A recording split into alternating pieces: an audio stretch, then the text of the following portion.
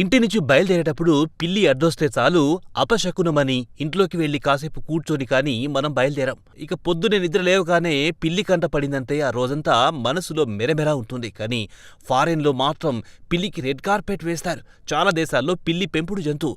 దీనికుండే రాచ మర్యాదలు అన్నీ ఇన్ని కావు. షాంపూతో స్నానం, వెంట పెట్టుకుని వెళ్లి షాపింగ్లు, ఇలా విదేశాల్లో పిల్లికుండే క్రేజ్ అంతా ఇంతా కాదు. దీంతో ఓ ఆఫీస్లో బాస్ ఏకంగా పిల్లులనే ఎంప్లాయీస్ గా పెట్టుకున్నాడంట.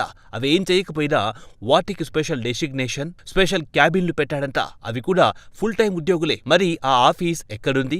పిల్లులు ఏం పని చేస్తున్నాయి? వాటికిస్తున్న జీతం ఎంత? ఇవన్నీ వినడానికి వింతగానే ఉన్నా తెలుసుకోవాలనుకుంటే మాత్రం జపాన్లోని ఓ సాఫ్ట్వేర్ కంపెనీపై ఓ లుక్ వేయాల్సిందే.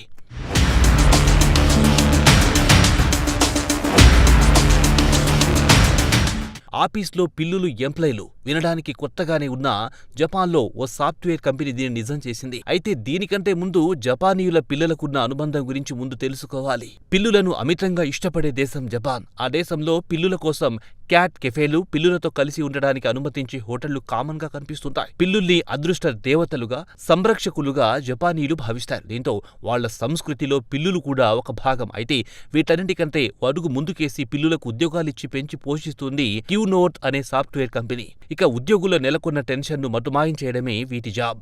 ఉద్యోగులకు జీవితంలో సగభాగం ఆఫీసుల్లోనే గడిచిపోతోంది. ఇక నేటి పోటీ ప్రపంచంలో ఉద్యోగులపై ఉండే ప్రెషర్ అంతా ఇంట కాదు.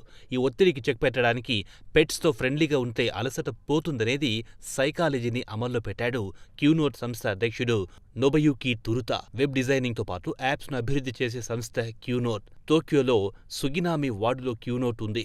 ఆఫీసుల్లో పెట్స్ను అనుమతిస్తే అక్కడి వాతావరణం పూర్తిగా మారిపోతుందనే అభిప్రాయం గత కొంతకాలంగా చక్కలు కొడుతున్న నేపథ్యంలో దాన్ని ఆచరణలో తీసుకొని వచ్చాడు నొబుయుకి తురుతా. దీంతో 4 అంతస్తుల క్యూనోట్ ఆఫీస్ క్యాట్ భవనంగా మారిపోయింది.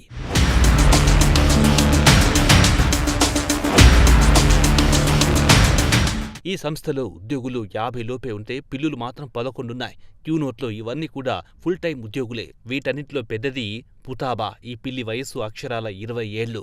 అక్కడున్న పిల్లుల్లో 6 పిల్లులు పుతాబాకి పుట్టినవే. మిగతా పిల్లుల్లో ఒకదాన్ని రోడ్డు ప్రమాదంలో సంరక్షించారు. క్యాట్ కెఫే నుంచి ఓ పిల్లిని దత్త తీసుకున్నారు. మరొకటి వీధి పిల్లి. మిగతా పిల్లులు కొందరు ఉద్యోగులవి. అయితే ఉద్యోగులందరిలోకి సీనియర్ పుతాబాని. దాన్ని ఓ సూఫీ రెస్టారెంట్ నుంచి దత్త తీసుకున్నారు తురుతా. ఈ పిల్లుల్లో 8 ఆఫీస్లోనే నివసిస్తాయి. మిగతావి సాయంత్రం కాగానే అవి తమ యజమానులతో పాటు ఇళ్లకి వెళ్లిపోతాయి. ఇక తురుతా పెట్ లవర్ కాబట్టి అతని సంస్థలో పనిచేసే వాళ్ళందరూ కూడా పెట్స్ ప్రియులే. ఆ కంపెనీలో చేరాలనుకునే వాళ్ళకి ప్రధానంగా ఉండాల్సిన లక్షణం కూడా అదే. ఇక పిల్లుల అవసరాలకు తగ్గట్టుగా క్యూనోట్ ఆఫీస్ భవనం నిర్మాణం చేయడం జరిగింది. గోడలకు వాల్ పేపర్లకు బదులుగా దళసరి పెయింట్ ను వేశారు. పిల్లులు గోళ్లతో గిరిన గోడలు చెడిపోవు. ఇంకో విచిత్రం ఏమిటంటే 2 అంతస్తుల క్యూనోట్ భవనంలో 12 క్యాట్ టాయిలెట్లను ఏర్పాటు చేయడం, అవి సాఫీగా నడుచుకుంటూ వెళ్లేందుకు దారులు ఏర్పరిచారు. పిల్లులకు హాని కలిగించే వస్తువులను ఎప్పటికప్పుడు ఉద్యోగులు తొలగిస్తూ జాగ్రత్త పడతారు. పిల్లుల సంరక్షణలో ఆ ఆఫీసులో పనిచేసే ప్రతి ఒక్కరూ పాలు పంచుకుంటారు. పిల్లులు అటు ఇటు తిరుగుతూ డెస్క్ దగ్గరికి వచ్చినా ఎవ్వరు చిరాకు పడకుండా వాటితో సరదాగా గడుపుతారు. ఉద్యోగ పిల్లులు మ్యావ్ మ్యావ్ అంటూ ఆఫీస్ అంతా కలిగి తిరుగుతుంటాయి.